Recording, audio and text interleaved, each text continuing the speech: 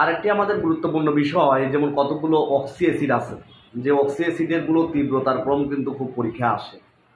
আমরা এই অক্সি অ্যাসিডগুলো কীভাবে চিনব? অক্সিজেনযুক্ত যে অ্যাসিডগুলো হয় অক্সি অ্যাসিড বলা হয়, যেমন sulphuric acid, sulphurous acid, phosphoric acid, তারপরে পারক্লোরিক অ্যাসিড।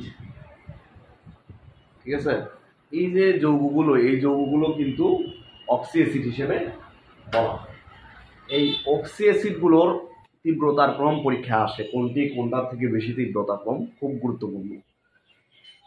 সাধারণত এগুলো চেনার জন্য, অ্যাসিডের অক্সি অ্যাসিডগুলো তীব্রতার ক্রম চেনার জন্য কেন্দ্রীয় পরমাণুর জারণ মান মনে রাখতে হবে। কেন্দ্রীয় পরমাণুর জারণ মান যার বেশি সেটি তীব্র অ্যাসিড হবে, সবচেয়ে বেশি শক্তিশালী অ্যাসিড। ঠিক আছে, যে সকল যৌগের কেন্দ্রীয় পরমাণুর জারণ মান সবচেয়ে বেশি সেগুলো তীব্র অ্যাসিড হবে। ঠিক আছে, এই নিয়মটা মনে রাখলে তোমাদের হয়ে যাবে, আশা করি সবগুলো বুঝতে পারবে। NO3। এখন যেমন দেখি আমি ক্লোরিন 4 × 8, 8 থেকে 1 বাদ দিলে +7 হবে জারণ মান। 4 × 8, 8 থেকে 3 বাদ দিলে +5 হবে জারণ মান। 4 × 8, 8 থেকে 2 বাদ দিলে +6 হবে সালফারের জারণ মান। আর 3 × 6, 6 থেকে 2 বাদ দিলে +4 হবে। আর এখানে 3 × 6, 6 থেকে 1 বাদ দিলে +5 হবে।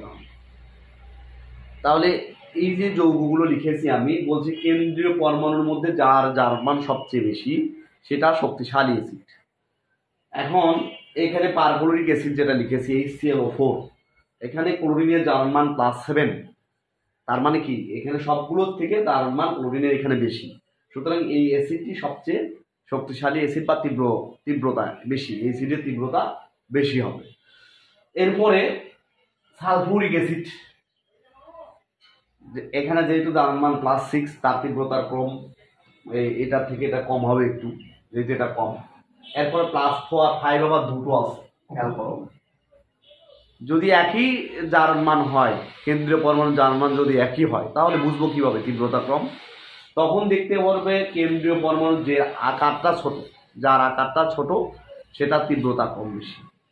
কেন্দ্রীয় পরমাণু থেকে নাইট্রোজেন থেকে ফসফরাস থেকে নাইট্রোজেনের আকার ছোট, কারণ ফসফরাস 15 নম্বর মৌল, নাইট্রোজেন 8 নম্বর মৌল। নাইট্রোজেন ফসফরাসের উপরে মৌল অবস্থিত, একই গ্রুপের উপরের মৌলগুলোর আকার ছোট, নিচের মৌলগুলোর আকার কি বড়। সেক্ষেত্রে নাইট্রোজেনের আকার ছোট হওয়ার কারণে তীব্রতার ক্রম বেশি হবে, আর তীব্রতা কম হবে H3PO4, কারণ এটার আকার বড়।